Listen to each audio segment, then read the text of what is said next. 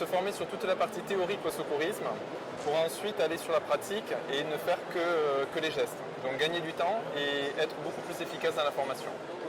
Mais c'est un peu comme le code avant le permis de conduire.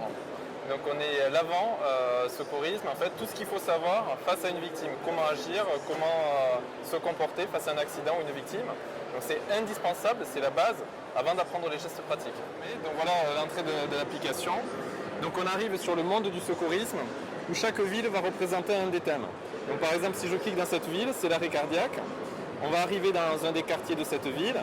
Il y a différentes missions qui représentent en fait différentes victimes ou accidents. On clique sur une des missions.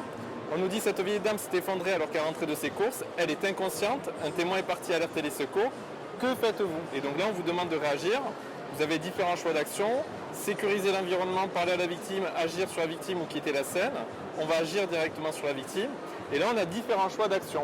Donc, on va vérifier si la victime respire ou non. On clique ici. Et on nous félicite si c'est la bonne réponse. Et on nous corrige si nous avons fait une erreur et on nous explique pourquoi. Et ensuite, on a un feedback général qui va nous dire ce qu'il faut retenir sur comment reconnaître un arrêt cardiaque. Ici, on nous dit une victime inconsciente et qui ne respire pas. Et pour vous donner un dernier exemple, pour bien comprendre, il y a différentes interactivités. On va aller dans la ville de la protection. On est dans le premier quartier sur 6. On va cliquer sur une autre mission. On nous dit cette petite fille vient d'attraper une poêle sans protection et s'est brûlée la main. La poêle encore chaude est tombée par terre, la fillette a très mal. Que faites-vous? Et là, vous pouvez voir qu'il y a un chrono qui se met en route. On a 45 secondes maximum pour réagir. La protection n'est pas faite, on n'a pas appelé les secours, on n'a pas secouru la victime.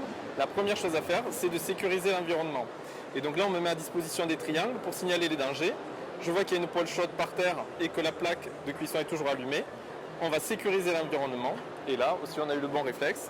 Et on nous corrige et on nous explique comment évaluer le danger et s'en protéger.